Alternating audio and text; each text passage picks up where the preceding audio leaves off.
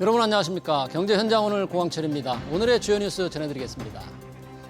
그린란드를 둘러싼 미국과 EU의 갈등으로 뉴욕 증시가 떨어지고 달러화 가치가 하락하는 등 미국 자산을 파는 셀 아메리카 우려가 높아지고 있습니다. EU에선 미국의 관세 부과에 대한 보복으로 미국 국채를 내다 팔 수 있다는 얘기가 나오고 있는데요. 지정학적 불안이 높아지면서 국제금값은 온스당 4,700달러를 넘어섰고 은값은 95달러를 돌파했습니다. 고용노동부가 3월 시행을 앞둔 노란봉투법과 관련한 새로운 시행령에서 하청 노조가 서로 이해관계가 다를 때 원청 사업주에게 따로 교섭을 요구할 수 있도록 했습니다. 경영계는 하청업체 노조 수백 곳과 직접 교섭해야 한다며 어려움을 호소했지만 하청 노조의 손을 들어준 겁니다. 금속노조는 하청 노조에 원청 기업과 직접 교섭을 요구하라는 공문을 보내는 등 벌써부터 노조의 압박이 커지고 있습니다. 이재명 대통령의 추가 경정 예산 관련 발언과 일본 국채금리 급등으로 장기 국고채 금리가 일제히 올랐습니다. 서울 채권시장에서 3년 만기 국고채 금리는 연 3.2%에 바짝 다가섰습니다. 이 대통령은 전날 국무회의에서 문화예술 분야 지원 관련해서 앞으로 추경을 할 기회가 있을 수 있다고 말했습니다. 이재명 대통령은 신년 기자회견에서 부동산 상승이 사회적인 문제가 될 상황이면 세제를 동원하겠지만 현재로서는 깊이 고려하지 않고 있다고 말했습니다. 이 대통령은 집값을 안정시키기 위한 보유세와 양도세 강화 여부를 묻는 질문에 대해 안 쓸 이유는 없지만 규제의 수단으로 세금을 전용하는 것은 바람직하지 않다고 밝혔습니다. 이어지는 집중진단에서 이재명 대통령의 국정운영 방향, 경제 분야 위주로 살펴보겠습니다. 경제현장 오늘은 SBS BJ앱과 유튜브에서도 실시간 시청 가능합니다. SBS BJ앱을 다운받아 시청하면 더 많은 정보와 뉴스를 볼 수 있습니다.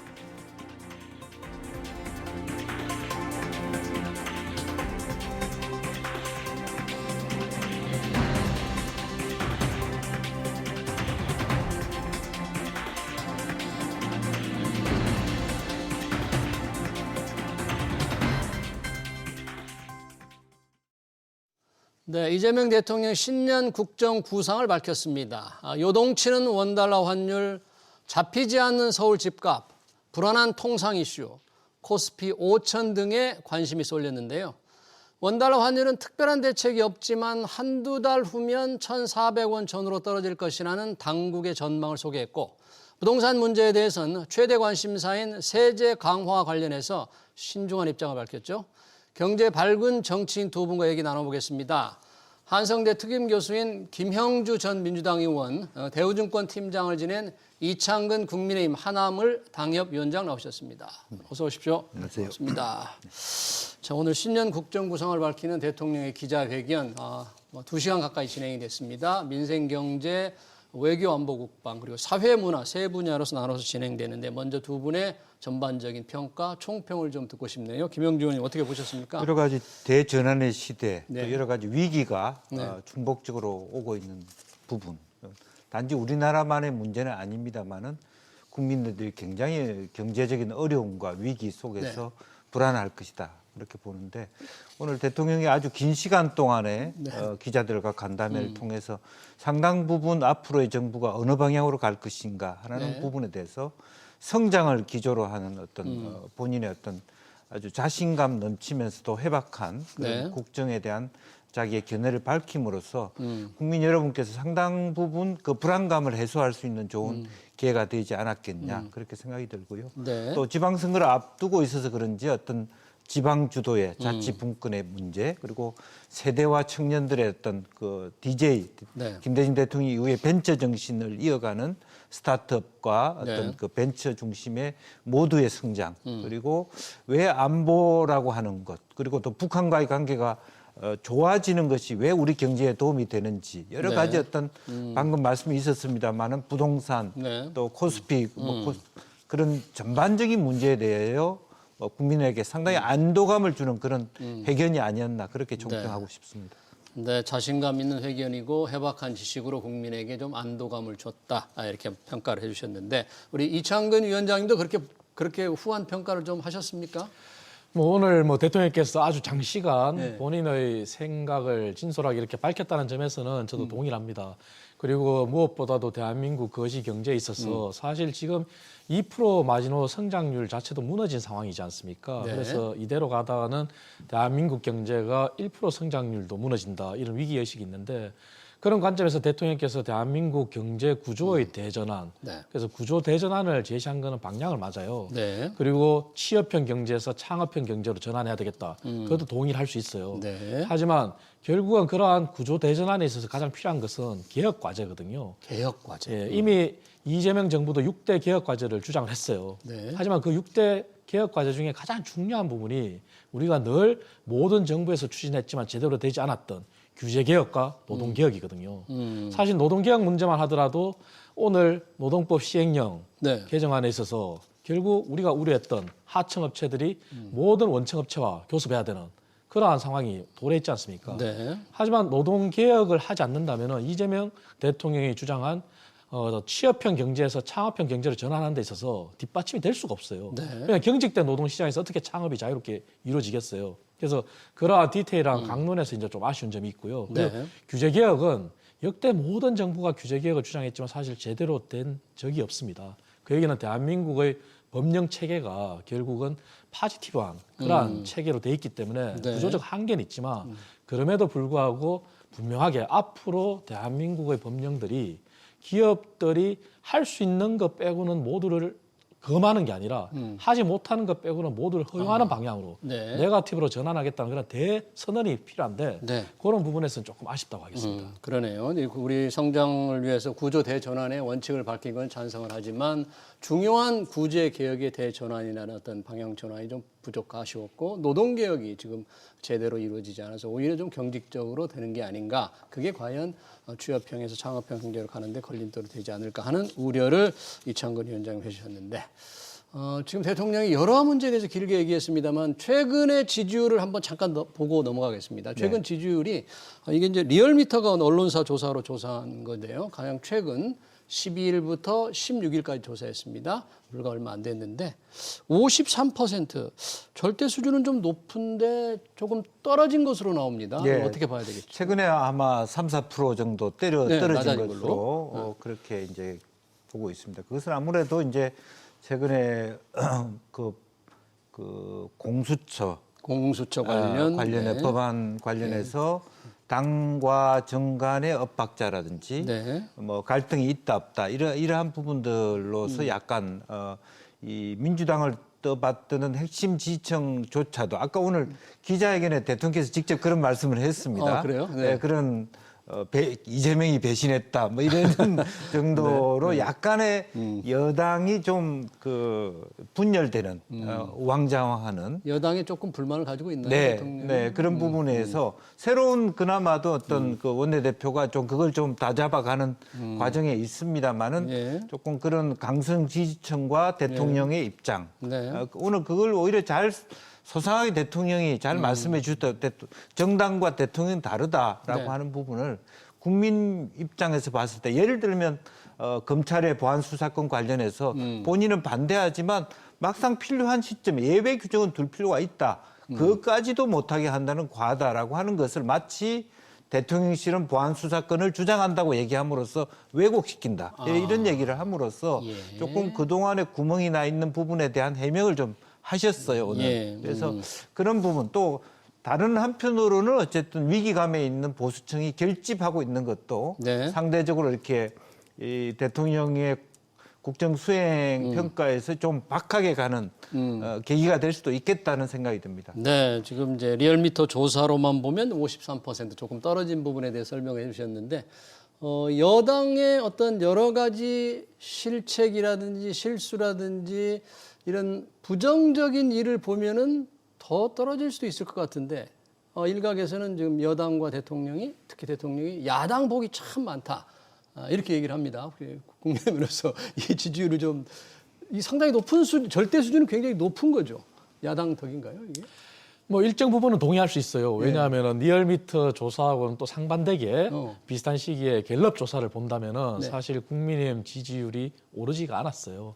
그런 걸 본다면은 사실 뭐 야당이 이러한 민주당 내부의 공천 흥금 사태라든지 네. 그리고 여러 가지 검찰 개혁과 관련한 어떤 강경파들의 예. 어떤 문제라든지 이런 걸 봤을 때는 사실 야당의 지지율이 올라야 되는 게 맞는데 사실 그걸 다 흡수하지 못하는 것도 사실이고요. 예. 다시 이제 이재명 대통령의 국정 지지율로 저는 돌아가서 봤을 때 네. 리얼미터 지지율이 3.7% 하락했지만 네. 사실 저는 앞서 우리 김영주 전 의원님께서 말씀하신 부분의 이유에도 동의를 할 수 있지만 제가 볼 때는 사실 이재명 대통령의 그간 모든 국정 지지율의 원인을 분석했을 때는 네. 가장 잘한다가 외교 분야예요. 외교, 그 다음에 2등이 잘한다가 경제 민생 분야예요. 예. 근데 가장 못한다는 또 1등이 경제 민생 분야예요.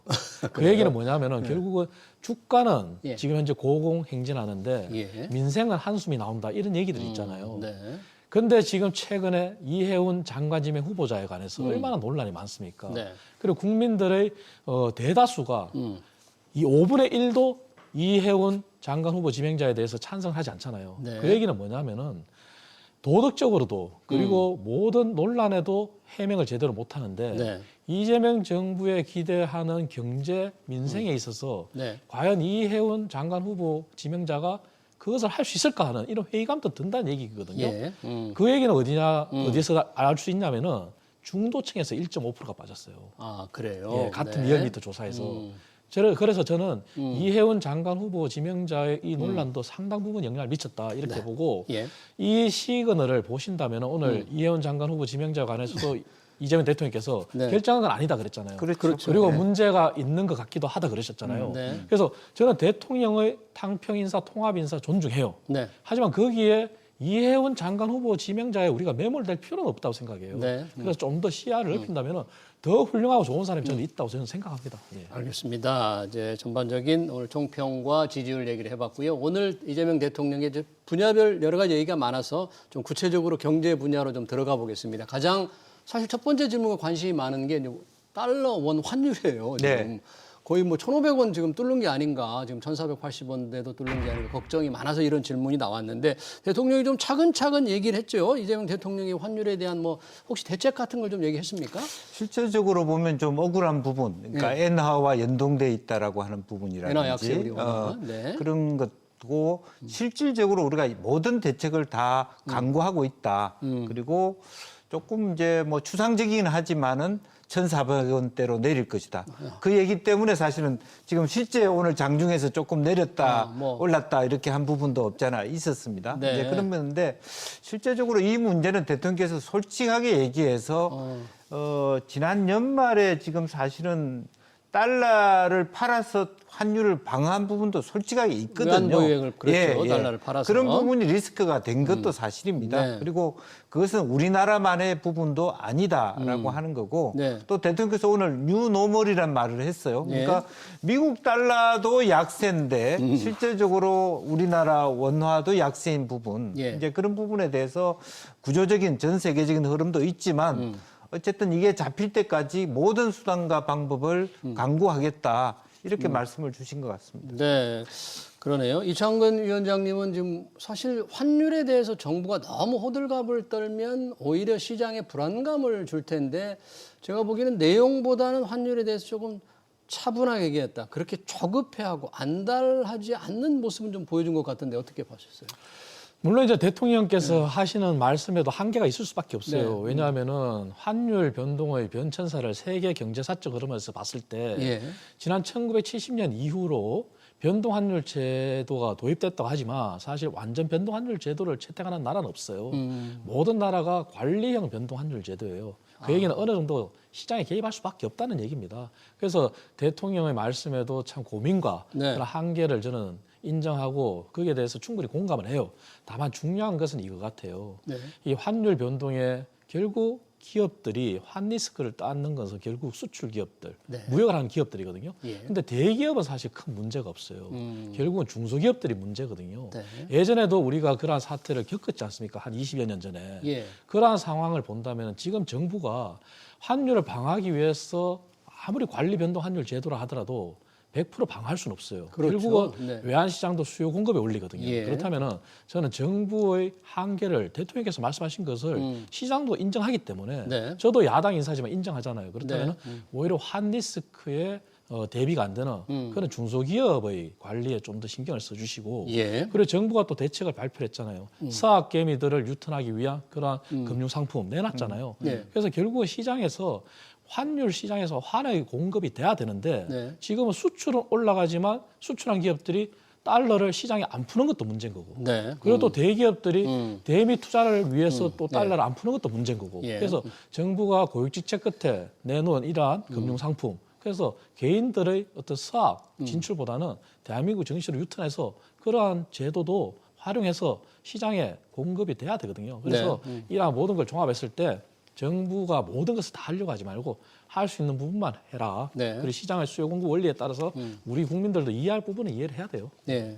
사실 뭐 원달러 환율을 안정시키기 위해서 정부가 한다고 해도 강력한 구두 개입, 실제 개입을 한다고 해도 시장의 수급을 바꾸기가 어렵기 때문에 환율 전체 흐름을 바꿀 수는 없습니다만 대통령의 얘기로 원달러 환율이 일단 오늘 단기적으로는 좀 떨어졌습니다. 이게 뭐 미국에서 달러 값이 떨어졌으니까 우리 돈이 오른 측면도 아마 있을 것 같은데 공교롭게 이제 그렇게 됐어요.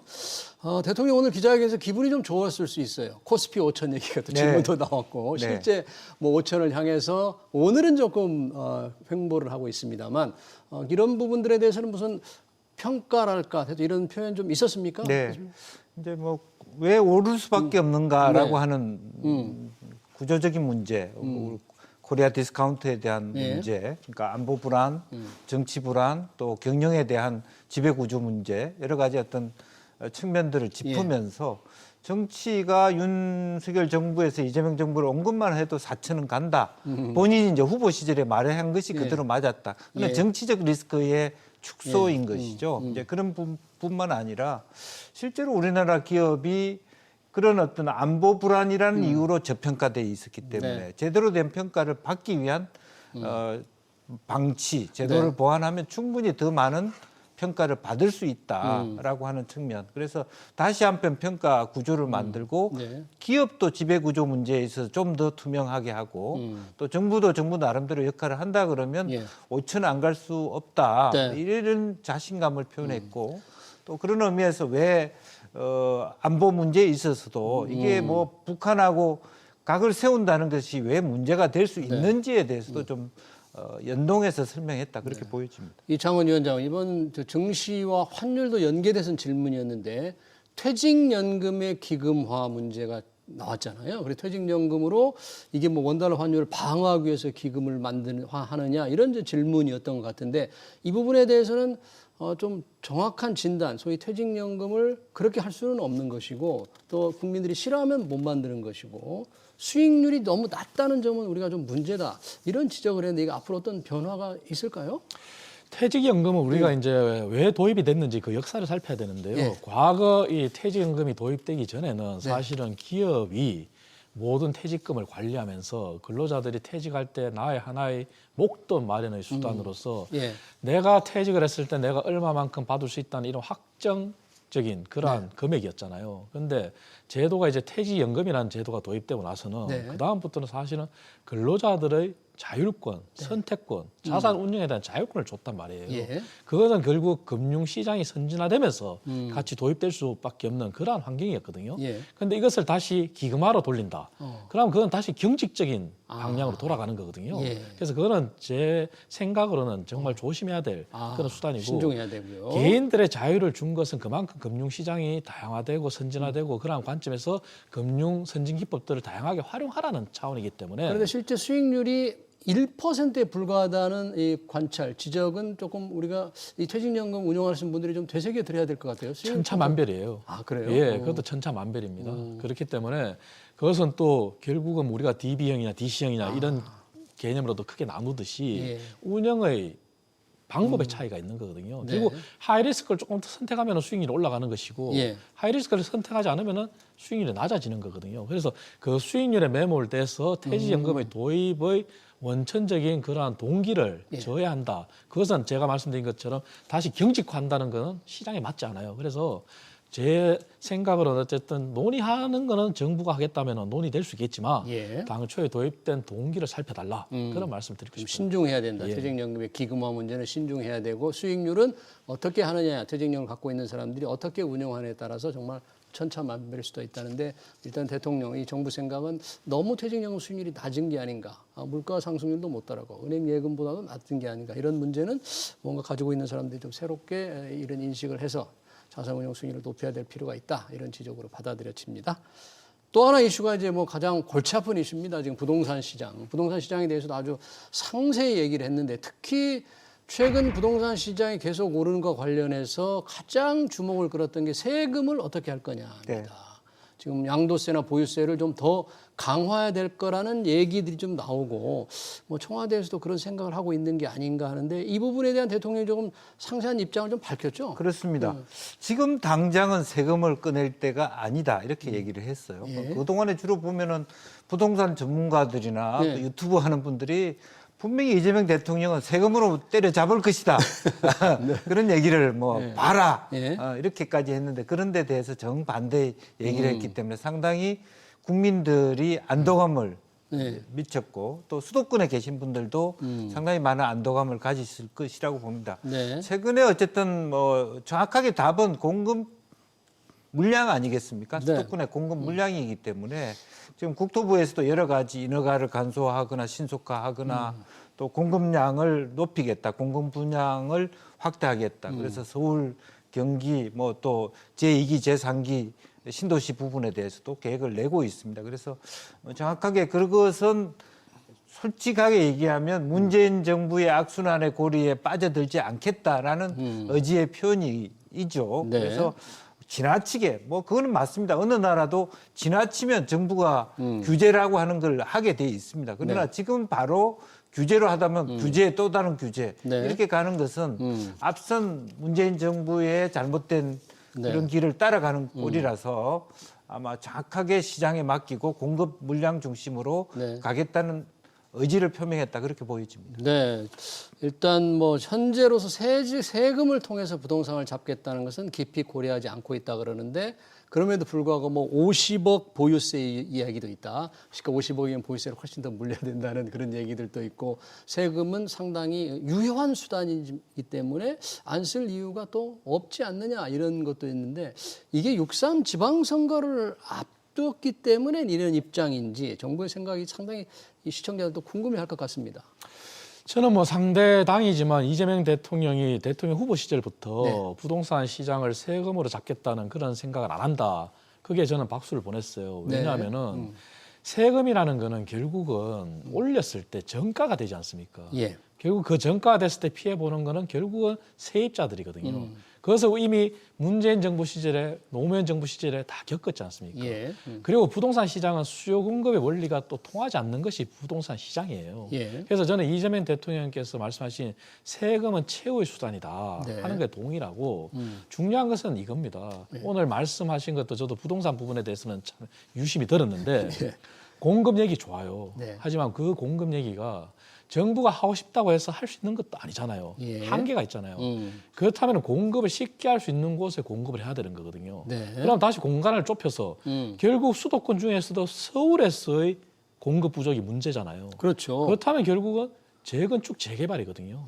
그럼 재건축 재개발이 서울시장이 야당 인사의 오세훈 시장이라고 해서 반대할 게 아니라 네. 정부가 함께 하면 돼요. 네. 그 얘기는 정부가 서울의 유유 토지에 대해서 만약에 열어달라. 네. 그러니까 서울시도 열어줄 자세가 되어 있거든요. 네. 공급을 위해서. 예. 그래서 부동산만큼 여야가 없어요. 예. 그래서 그런 관점에서 공급의 시각을 좀 더 넓혀 주셨으면 좋겠고 네. 또 중요한 것은 이거예요. 대통령께서 부동산하고 연계해서 또 지방을 얘기하셨는데 지방을 강조를 많이 하셨죠. 결국은 지방으로 사람이 가지 않는다면 수도권에 몰려있는 인구를 분산을 못 시키잖아요. 이미 우리가 봤지만 공공기관 이전이나 네. 혁신도시 하더라도 주말 되면은 다 그 지역이 텅 빈다는 거 아닙니까? 네. 그 얘기는 결국 지방에 가서 살고 싶은 도시를 만들려면은 네. 결국 살기 편한 생활 인프라가 공급돼야 되지만 더 중요한 것은 결국 교통이잖아요. 그렇죠. 근데 그 교통이 대한민국의 도로망은 다 있어요. 하지만 철도망은 지금 GTS가 도입되면서 교통혁명이라고 우리가 부르잖아요. 예. 그러나 GTS 모델이 저는 지방에도 생겨야 된다 생각해요. 네. 그래서 대통령이 말씀하시는 5극 3특, 네. 5극이 완전하게 균형화돼서 발전하려면은 결국 철도 인프라 같은 그런 권역별 GTX가 도입이 돼야지만 곳곳에 사람들이 가서 살더라도 내가 이 지역으로 직장을 구해도 내가 여기에 멀리 살아도 네. 출퇴근에 부담이 없지 않겠어요. 그래서 그러한 부분까지도 좀 확대해서 좀 생각해 주셨으면 하는 바람입니다. 네, 기왕에 우리 이창건 위원장이 이제 5극 3특 얘기를 했으니까 특히 이번 이재명 정부가 대통령이 오늘 얘기한 게 성장에 특히 지방 주도 성장을 굉장히 실질적으로 하겠다 아주 강조를 많이 했습니다. 네. 그리고 특히 이번에 이제 그 행정 단위 통합에 막대한 자금 지원이 지금 예고가 됐어요. 연간 5조 원씩 통합하는 지자체 4년간 20조 원. 자, 이 문제 이게 정말로 진심인지 뭔가 이게 좀 해당 지자체에서는 어느 정도 반응을 보이고 있는지 단지 6.3 지방선거를 위한 선거용인지 좀 궁금하네요. 여러 가지. 그래서 오늘 말씀 중에 오히려 충남 대전보다 전남 광주가 더 빨리 가는 것 같다. 전남 광주요. 네. 뭐 이렇게 얘기도 들었고, 그는 이제 도지사끼리 협약 또 중요한 것 같고, 거리가 멀수록 더 두텁게 지원하겠다. 그다음에 거리가 멀수록요? 공공기관 네. 이전을 더 많이 하겠다. 공공기관이죠. 그리고 또 뭐 지자체 연간 5조 원씩 네. 4년간이면 20조를 20조. 붓겠다라고 합니다. 그래서 그와 같은 부분은 여기서 좀 제가 개인적으로 아쉬운 부분은 개헌과 같은 게 필요해요. 진정한 의미의 자치 분권이 돼야 되거든요. 미국처럼 우리 도에 오면 세율을 깎아줄게 할 수 있는 지금 지방자치법이 없습니다. 조세의 자율권을 지방권을 지방에 줘야 된다. 더 강하면 그러면 지방이 예를 들면 우리 지방은 반도체를 강원도에 할 거냐 부산에 할 거냐 그러면 미국처럼 우리 도에 오면은 우리 시에 오면 더 많이 세금 깎아줄게 법인세 면제시킬게 이런 권한이 있으면 그게 의미가 있는데 그런 권한이 하나도 없고 중앙이 다 갖고 있으면 지방의 차별적 지방 간의 경쟁이라는 게 불가능한 얘기입니다. 이제 그런 부분이 사실은 오늘 이제 뭐 여러 가지 논의가 있었습니다만 원래는 지방선거 때 좀 원포인트 개헌이라도 했을 때 조금 진정한 의미에서 오늘 대통령께서 자치분권을 앞세워서 말씀하셨습니다만 그것조차도 속빙 자치분권이거든. 그래요? 예. 제가 봤을 때 진짜로 분권을 한다. 세금 뭐 5조 원씩 더 준다. 뭐 지원을 더 준다는 것도 그것도 중앙정부가 누구냐에 따라서 자기 좋은 사람 주는 꼴밖에 안 되잖아요. 교부세라고 하는 거죠. 그러니까 진정한 의미에서 정말 중앙의 권한을 지방에 뭐 세율까지도 줘버리면서 지방 간 경쟁 그리고 지방 간 혁신 이루어질 수 있도록 과감히 가야 되고 그것은 아까 뭐 이미 나왔습니다마는 위원장께서 말씀하셨습니다. 국회 역할도 있습니다. 네, 그런 어떤 법안의 개편이라고 하는 것도 이번 이제 행정통합 지자체 자금 지원하는 거에 대해서 대상 지역이 아까 말씀하신 광주 전남과 대전 충남인데 해당 지역에서는 좀 부족하다는 반응, 뭐 또 환영한다는 반응 좀 엇갈리던데 대전 충남은 훨씬 더 많은 걸 지금 자율권을 달라고 하는 겁니까? 이 정도 돈으로 안 된다는 거예요? 저는 돈의 문제는 이제 넘어서야 된다 생각해요. 왜냐하면 사실 돈이라고 하는 것은 줬을 때 효율적으로 집행을 하면은 효과가 보이지만 만약에 효율적 집행이 안 된다면 매몰 비용이 돼버리거든요. 그래서 중요한 방향은 저는 이제 김 의원님께서 말씀하신 그러한 재정 분권 말로만 할 게 아니라 세율 분권까지 가야 된다는데 중장기적으로 저도 동의를 하는 사람이에요. 하지만 더 중요한 것은 저는 이겁니다. 사실 저는 대전 충남 통합이나 광주 전남 통합 같은 이러한 광역 통합은 사실 반대한 사람이에요. 저도 경제학자로서 오히려 과거 국회에서 함께 논의했던 대한민국의 17개 시도를 사실 70개, 80개 행정구역으로 재편하자. 그 얘기는 기초자치단체와 광역자치단체가 통폐합돼서 무너지는 거거든요.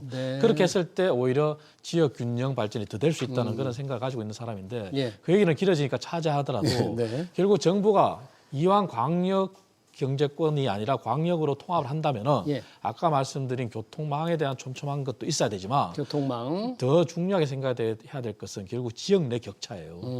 그 얘기는 광주만 놓고 보더라도 광주 안에서 지역 내 격차가 심할 것이고 전남만 놓고 보더라도 전남에서 일부 시를 빼고는 격차가 심할 것이거든요. 그런데 그것을 광역으로 묶어본들 지역 내 격차를 생각하지 않는다면 묶어놓고 전체 거시적으로는 클지 몰라도 미시적으로는 또 소외되고 격차 심한 지역이 생기거든요. 그래서 그런 관점에서 재정 투입도 마찬가지로 더 세심한 신경을 써야 됩니다. 알겠습니다. 우리 경제 분야 다 토론이 마쳤고요. 시간 관계상 이번에 여러 가지 세 분야에 대해서 나눠서 대통령 기자회견을 했는데 뭐 설명 자세한 설명은 말고요. 뭐 간단하게 또 그밖에 좀 주목을 끌었던 거, 좀 관심 있게 봤던 거 좀 짧게 하나 지적해 주세요. 뭐 예운 후보자에 대한 질문 이런 후보자. 것들도 있고 네. 어쨌든 충분히 기회는 줘야 될 기회는 거 주자. 아니냐라는 네. 그런 말씀도 있고 네. 굉장히 오늘 뭐 아시다시피 다양한 질문들이 네. 많이 나왔습니다. 한일 관계 문제라든지 네. 뭐 여러 가지 원자력 문제라든지 상당히 생각해 볼 만한 부분이 많이 있었다는 말씀드립니다. 알겠습니다. 이창원 의원님도 짧게 이런 건 재밌었다. 또 이런 건 주목할 만하다. 하나만 들어주실까요? 저는 반도체 부분에서도 이제 주목하게 봤는데요. 사실 반도체 얘기가 나왔을 때 100% 미국의 보복 관세 우려할 만한 수준이 아니다. 자신감을 비치셨는데 그 이면에는 결국은 우리가 미국에 투자를 해야 된다는 그런 부담감이 있잖아요. 네. 미국은 반도체 공장을 지으라는 거잖아요. 네. 그래서 대통령의 자신감이 정말 우리가 우려 안 하는 상황으로 이어지기를 바라겠습니다. 알겠습니다. 이재명 대통령의 신년 국정 운영 방향에 관한 토론 여기서 마치겠습니다. 지금까지 김형주 전 민주당 의원 그리고 이창근 국민의힘 하나물 당협위원장이었습니다. 두 분 고맙습니다. 네, 감사합니다.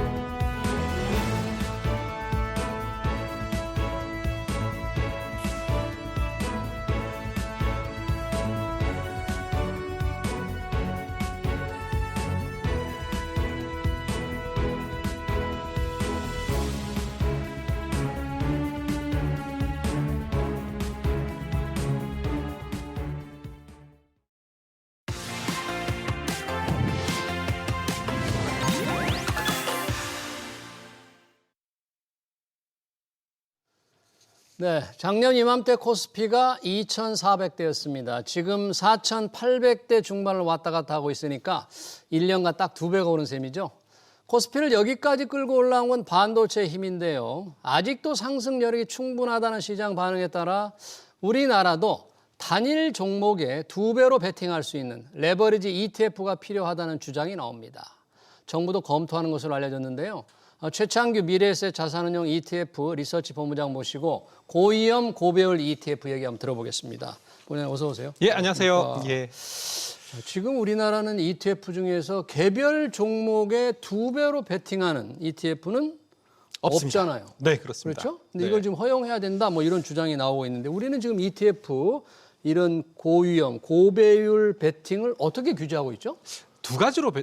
규제를 하고 있는데요. 예. 첫 번째는 배율에 대한 규제가 있습니다. 예. 배율에 대한 규제라는 건 뭐냐면 한국에서는 위로든 아래로든 예. 2배 정도까지 허용을 하고 있습니다. 2배. 네. 예, 그래서 우리가 흔히 얘기하는 고버스 이런 상품들은 마이너스 2배를 얘기하는 거고요. 네. 일반적으로 얘기하는 레버리지는 플러스 2배를 얘기하는 겁니다. 네. 그래서 우리나라에서는 크게 2배까지 가능하다. 여기까지가 말씀드릴 수 있는 내용이고요. 네. 그렇다면 방금 말씀하신 것처럼 개별 종목에 대한 레버리지 이건 어떻게 되고 있냐라고 지수로는 네. 2배까지 네. 위로나 아래로나. 맞습니다. 네. 근데 여기에는 한 가지 걸림돌이 있습니다. 뭡니까? 한국에서는 ETF를 상장하기 위해서는 자본시장법 81조에 예. ETF 펀드는 분산을 해야 된다. 분산해야 된다. 네. 결국 이게 우리나라 자본시장법에서 얘기하고 있는 ETF뿐만 아니라 펀드에서는 기본적으로 너희들은 고객의 자산을 모아서 네. 집단적으로 운영해주는 운영체니까 한 종목에 집중하면 안 된다. 네. 아니, 여러 종목으로 분산해야 된다. 그래서 네. 여러 종목으로 분산할 때 단일 종목은 30% 이상으로 30% 이하로 제한해야 된다. 그리고 그 ETF 한 종목은 30% 이하로. 네. 아무리 한 종목의 비중이 크더라도 30% 넘어가면 안 된다. 예외적으로 삼성전자가 코스피 200 내 비중이 30% 넘었던 적이 있었거든요. 네. 그런 정도만 예외적으로 30% 살짝 넘는 것을 허용해 주겠다. 이런 규정만 있고요. 예. 그리고 금융투자업 규정 7-26조에 보면은 네. 이 지수 ETF는 모든 ETF는 지수가 필요하거든요. 예. 지수 구성 종목에 대한 요건이 있습니다. 어떤 요건이에요? 어떤 요건이냐면 10종목 이상으로 해라. 10종목 이상 편입해라. 네네네. 네. 그렇기 때문에 여기서 단일 종목 레버리지 ETF가 막히는 겁니다. 2배 ETF가 생길 수가 없네요. 예, 맞습니다. 그래서 일단 이 규정이 바뀌지 않는 한 네. 단일 종목 레버리지 ETF는 좀 탄생하기가 좀 어렵다. 어렵다 이렇게 좀 말씀을 드리고 있고요. 예. 근데 정부 차원에서 이런 얘기를 하는 이유를 저는 좀 곰곰하게 좀 생각을 해봤어요. 왜 이런 얘기들이 지금 나오는 거예요? 그러면? 결국은 해외는 3배짜리도 있고요. 네. 예, 그리고 단일 종목도 있거든요. 단일 종목 2배. 예, 2배. 뭐 그리고 영국 같은 경우에는 뭐 5배. 그래요? 이렇게까지 있거든요. 그러다 오. 보니까 결국 정부의 생각은 최근에 한국 시장이 워낙 좋다 보니까 그런 수요를 좀 한국으로 끌어당긴다면 한국 시장이 좀 더 탄탄한 상승세를 이어가지 않을까 그런 생각에서 아마 말씀을 하신 걸로 저는 이해를 하고 있습니다. 그러니까 해외에서는 이제 개별 종목에서 2배 베팅할 수 있고 지수는 3배까지 할 수 있으니까 그렇게 나간 돈을 조금 한국으로 끌어당기려면 우리나라에도 이런 펀드 지수 구성 좀 완화해서 2배, 지수는 3배 네. 허용해봤다는 건데 네. 실제 그렇게 2배 또는 3배 베팅한 금액이 많이 있을까요? 해외 우리 서학개미들이 꽤 많이 하고 있어요? 일단은 가장 단적인 예로요. 네. 저는 거의 뭐 대표적인 건 뭐예요? 어떤 상품이 있어요? 2배, 3배? 대표적인 걸로는요. 네. 아마 이 방송 보시는 시청자분들은 금방 아실 텐데 네. TQQQ TQQQ 나스닥백 3배. 나스닥의 3배. 네, 그리고 나스닥 속슬이라고 부르는데요. SOXL 반도체 지수 3배. 네. 그리고 TSLL이라고 해서 네. 테슬라 2배. 테슬라 2배. 네, 이런 오. 것들이 서학개미들이 굉장히 매매를 많이 하는 거예요. 그래서 예. 정부 당국자 입장에서는 여기서 나스닥 100 TQQQ를 코스피 200으로 바꿔서 네. 코스피 200 3배. 네. 그리고 또 반도체 지수 3배, 한국 반도체 지수, 네. 그리고 테슬라가 아니라 삼성전자 2배. 네. 이런 게 있으면 이런 분들이 한국으로 턴하지 않겠냐. 그런 차원에서 말씀을 하신 걸로 저는 이해를 네. 하고 있습니다. 그러니까 2배, 3배로 또 이렇게 베팅을 할 수 있다고 하면 거꾸로 10% 떨어지면 손실은 20% 또는 네. 30% 볼 수 있다는 거잖아요. 맞습니다. 맞습니다. 그러니까 자칫하면 원금 손실이 쉽게 일어날 수도 있겠네요. 이거는. 그렇습니다. 그렇지만 저는 한 가지 확신하고 있는 게 뭐냐면은 네. 과거에는 말씀하신 스탠스였어요. 결국은 고 레버리지 상품들의 고 위험성에 초점을 맞췄다면 네. 이제부터는 투자자들이 어느 정도 지식이 쌓였고 경험이 쌓였고 그리고 또 펀더멘탈까지 본다라는 관점에서 네. 지금 이 시기에는 이런 상품들이 나와준다면 네. 잘 사용할 거다. 마치 똑같은 칼이라도 요리사가 쓰게 되면 요리가 되고 네. 살인자가 쓰게 되면 흉기가 되지 않습니까? 근데 지금 그 투자를 하시는 분들은 어느 정도 요리에 대한 지식도 쌓였기 때문에 예. 이런 칼들을 흉기로 쓰지 않을 거다라는 믿음도 어느 정도 형성되어 있다. 저는 좀 그렇게 이해를 하고 있고요. 네. 실제로 홍콩에 네.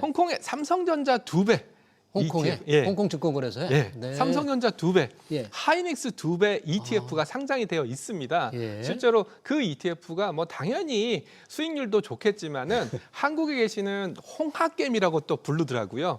홍학. 홍학개미라고 예, 해요. 중국에 투자하시는 뭐 네. 중학개미다라고 얘기를 할 수가 네. 있는데 예. 홍콩에 투자하니까 홍학개미다라고 하시는 분들이 네. 제가 데이터는 보지 않았습니다. 저희 회사 상품이 아니었기 때문에 예. 꽤 많은 금액으로 그 삼성전자, SK하이닉스 2배 추정 ETF를 매매하시는 걸로 알고 있습니다. 네. 아마 정부에서도 이런 데이터들을 보고 있을 거예요. 이런 데이터들을 보고 있고 그리고 투자자들이 옛날처럼 뭐 묻지마 투자 안 하지 않습니까? 네. 삼성전자의 이익, 하이닉스의 이익, 그리고 뭐 AI 산업의 미래 이런 것들을 결합해서 투자를 하다 보니까 예. 소위 말하는 묻지마식으로 레버리지 투자는 하지 않을 거다.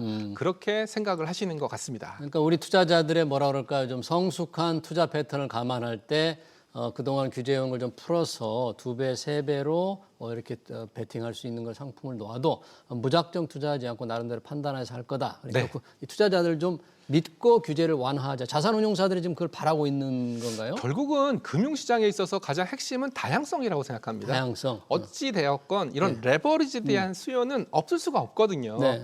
금융시장에 참여하시는 모든 분들이 정직하게 나는 1억 원 가지고 뭐 1,000만 원 벌고 큰 돈 네. 갖고 뭐 수익을 내겠다라고 생각하시는 분들도 계시겠지만 어찌 보면 또 작은 돈으로 또 큰 수익을 노리시는 네. 그런 분들도 많기 때문에 그런 차원에서 본다면 홍콩에도 상장되어 있고 예. 미국에도 상장되어 있고 있네. 물론 미국에는 삼성전자 뭐 2배짜리 이런 게 상장되어 있는 건 아니지만 아, 미국에도 상장되어 있고 삼성전자 또 2배, 3배는 이제 홍콩에 네, 있어요. 홍콩에 상장되어 있고요. 그리고 미국에 있는 것들은 뭐 테슬라라든지 뭐 네. 미국에서 소위 말하는 핫한 종목들 레버리지 ETF도 상장되어 있는 네. 이런 현실에서 왜 우리만 없냐?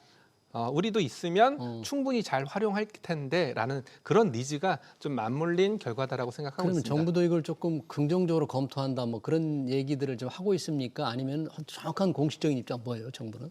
일단은 저희도 이런 부분에 대해서 저희 업계에서 얘기한 게 아니라 예. 정부에서 얘기를 한 부분입니다. 정부에서 먼저. 예. 개별 종목 레버리지 ETF라든지 예. 아니면 지수 3배 ETF라든지 이런 걸 예. 금융 당국 쪽에서 먼저 선제적으로 좀 얘기를 했으니까 네. 저희도 거기에 해당되는 법률적인 검토 그리고 시행령 검토 예. 그리고 지금 당장은 안 되겠지만 시행령에서 어떤 부분들이 좀 바뀌면 가능할 거다 뭐 그런 의견 개진 정도 단계다라고 이해를 하시면 될 것 같습니다. ETF라는 게 나올 때 원래는 이 개별 종목에 비해서 변동성이 상대적으로 낮고 그렇죠. 분산이니까요. 분산 투자가 가능하다는 점에서 투자자들의 관심을 끌었는데 네. 결국은 이제 그런 것보다는 조금 투자 수익률을 높이기 위한 적극적인 투자도 조금 허용해 주는 게 좋겠다 이런 쪽으로 지금 분위기는 잡혀가고 있다 그런 얘기네요. 전 세계적으로 봤을 때는 존 버글이라는 그 인덱스 펀드 네. 이것을 만들었던 분의 기본적인 생각이 뭐냐면 네. 일단은 뭐 펀드는 분산을 해야 되고 기계적으로 지수를 추정해야 되며 네. 그리고 보수가 쌓여야 된다 이런 측면에서 출발을 했지만 예.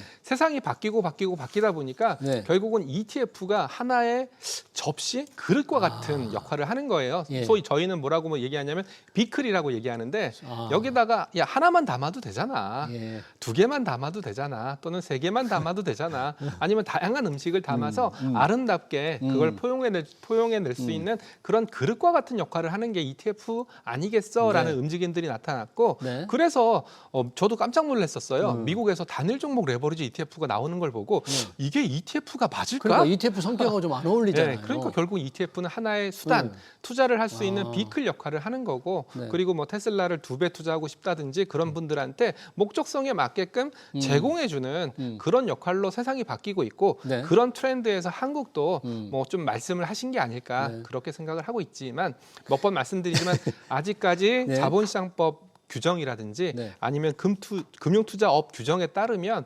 단일 종목은 한국에서는 단일 종목은 지수 구성 요건이 안 되기 때문에 아직까지는 그런 시행령들이 바뀌기 전까지는 불가능하다 네. 이런 말씀드리고 시행령을 바꾸면 가능하네요. 그러니까. 그렇습니다. 그러면 취지가 해외에 이렇게 많이 투자한 돈, 성악개미들은 이제 국내로 되돌리기 위해서 정부가 여러 가지 세제 혜택을 주고 있으면서 ETF 이것도 단일 종목 2배 이런 것도 검토하고 있는데 그런 분들이 이렇게 열었다고 국내 시장으로 돌아올까요? 테슬라 3배 투자하는 분들이 이 국내 삼성전자 2배 상품으로 바꿀까요? 말씀하신 내용이랑 저도 어느 정도는 동의를 하고 있습니다. 네. 왜냐하면 그렇게 매매하시는 분들이랑 즉 미국에 매매하시는 분들이랑 한국에 매매하시는 분들은 좀 다르다라고 생각을 하거든요. 예. 아무래도 미국에 매매하시는 분들 최근에 데이터를 봤을 때 이렇게 한국 시장이 좋았음에도 불구하고 ETF 투자자별 동향을 본다면 예. 역시 S&P 500을 제일 많이 사세요. 그래요? 네, S&P 500을 제일 많이 사시고 나스닥 100을 제일 많이 사시고 그 다음에 뭐 타이거 200과 같은 한국 지수를 많이 사세요. 결국은 미국에 대한 믿음 그리고 미국의 AI와 관련된 혁신 산업에 대한 믿음이 워낙 강하고 그리고 또 테슬라가 좋아, 현대차가 좋아라고 물어본다면 아마 그분들은 당연히 현대차도 좋은 회사지만 네. 테슬라가 더 좋습니다라고 얘기하는 것처럼 예. 그런 바이어스가 어느 정도 있기 때문에 저는 미국에서 3배짜리 투자하시는 분들이 한국에 3배가 생겼다 또는 삼성전자 2배가 생겼다라고 해서 한국으로 미국 걸 팔고 한국으로 들어오진 않을 거다. 그렇지만 여태까지 쳐다도 보지 않았던 한국물에 대해서 예. 새로운 수요가 네. 좀 생겨나지 않을까라는 측면에서 본다면 그분들이 한국으로 들어와서 새로운 수요가 만들어지기보다는 여태까지는 쳐다보지 않았다가 또 새로운 또 레버리지 수요 또는 뭐 그런 수요가 좀 맞물리면서 네. 새로운 하나의 수요가 또 생길 거고 그게 또 한국 시장 특히 한국 증시에는 새로운 수급적인 모멘텀으로 작용하지 않을까 거기까지 좀 정리를 하고 있습니다. 새로운 비클, 새로운 수단으로 이제 볼 필요가 있다는 건데 사실 아까 잠깐 언급을 해주셨습니다만 국내 시장이 이렇게 좋은데도 아까 S&P 500 또 나스닥 100 ETF가 더 많은 투자를 하고 있다는 거잖아요. 네. 여전히 이게 미국 시장에 대한 믿음도 믿음이지만 이 전체 시장 규모가 미국이 워낙 크기 때문에 앞으로 오히려 비중이 더 늘어나야 되는 것 아닙니까? 우리 글로벌화라든지 국제화라든지 자산의 다변화 차원에서. 정확하신 말씀이신데요. 근데 최근의 트렌드를 보면은 예. 살짝 바뀌었어요. 아, 그래요? 예, 미국 중심에서 셀 아메리카. 그러니까요. 지금 예, 뭐 결국은 지금 그린란드도 해가지고. 예, 결국은 미국이 원하는 게 네. 뭘까라고 생각을 했을 때는 네. 11월 달에 또 미국의 중간 선거, 지방 선거가 있지 않습니까? 네. 뭐 그런 걸 겨냥해서 어찌 됐건 미국 중심으로 그리고 AI 산업이라는 메가 트렌드의 핵심이 미국이기 때문에 그런 부분에 대해서는 대부분 다 동의할 텐데 네. 그렇지만 너무나 가파르게 올라왔고 그리고 또 최근에는 우리가 전혀 예상하지 못했던 설마 베네수엘라 대통령을 아니면 설마 덴마크 땅이었던 그린란드를 이런 네. 우리가 전혀 예상치 못했던 돌발 변수들이 나타나고 있고 예. 여기에 따라서 EU라든지 그리고 또 최근에 일본도 마찬가지거든요. 네. 일본이라든지 그런 쪽의 움직임들이 좀 나타나고 있기 때문에 네. 셀 아메리카가 올해 화두가 좀 되지 않을까 저는 그래요? 생각을 하고 있고요. 예. 그렇지만 미국을 투자하시는 분들은 결국은 최근 10년 동안 미국은 꾸준히 상승해 왔고 네. 그리고 AI라는 혁신 산업이 존재하고 네. 그리고 뭐니 해도 미국은 상품의 다양성이 너무나 너무 풍부해요. 많으니까. 네. 우리가 상상도 못할 정도로 예. 그런 상품의 다양성이 많으니까 네. 미국 중심의 투자는 이어지겠지만 올해는 좀 노이즈가 있을 수 있다. 새해 ETF 투자에 혹시 조금 새로운 흐름이라든지 뭐 기류가 좀 보이는 게 있습니까? 새해가 됐는데요. 예. 굉장히 날카로워졌어요. 어떻게요? 예전에는 작년까지만 해도 뭐 물론 한국 시장도 좋고 미국 시장도 좋고 네. 그렇기 때문에 대형주 중심으로 가자. 네. 대형주 중심으로 가면 미국의 뭐 소위 말하는 매그니피센트 세븐 네. 세븐 중심으로 가자. 네. 이렇게 그리고 한국도 뭐 삼전 하이닉스 중심으로 가자. 예. 이런 노멀한 투자 전략이 작년에 성공을 했다면 예. 올해 한국 같은 경우에는 이 대형주도 굉장히 세분화가 빨리 일어나고 있습니다. 아. 예를 들어서 그렇게 안 움직였던 예. 현대건설이 움직이기 시작했고요. 현대건설. 한국전력이 움직이기 시작했고요. 현대차가 움직이기 시작했고요. 물론 예. 모멘텀은 각각 다릅니다. 예. 뭐 삼성전자 하이닉스도 움직이고 있긴 하지만 네. 좀 더 세분화돼서 아. 대형주들 특히 그렇게 안 움직였던 LG전자까지 움직이고 있거든요. 예. 여기서 움직인다는 말의 표현을 쓰자면 네. 상승세를 보이고 있다는 얘기입니다. 음. 그렇다면 이제는 어느 한쪽으로 쏠렸던 수급이 다른 대형주 쪽으로 좀 넘어가고 있고 그런 다른 대형주를 찾기 위해서 좀 더 날카로운 투자 전략이 필요한 거 아니냐 이런 생각까지 하고 있고요. 네. 테마도 더욱 날카로워졌어요. 테마도 다양화되고. 예, 소위 말하는 조방원 네. 중심의 테마가 휴머노이드 로봇이라든지 네. 아니면은 뭐 AI 인프라라든지 예. 이런 쪽으로 좀 더 세밀해지고 날카로워졌다 이런 느낌들을 받고 있고요. 네. 이런 와중에 네. 너무 많이 올랐으니까 나는 좀 쉬고 싶어. 네. 그러면서 리츠, 리츠. 네, 인컴, 네. 또 파킹형 네. 이런 쪽으로 가는 움직임들도 나타나고 있기 때문에 네. 와, 올해는 정말 네. 이제 1월이라는 게 실감이 안 갑니다. 네, 예, 그렇군요. 11달을 어떻게 보내야 될지 고민이 참 많습니다. 네, 코스피 5천을 앞둔 다양한 ETF 투자 움직임도 있다. 그런 얘기 잘 들었고요. ETF의 고위험, 고배율 ETF를 과연 어떻게 해야 될 건지 곧 정부가 지금 검토한다고 하니까 좀 지켜봐야 될 것 같습니다. 지금까지 최창규 미래에셋 자산운용 ETF 리서치 본부장이었습니다. 본부장님 고맙습니다. 예, 감사합니다.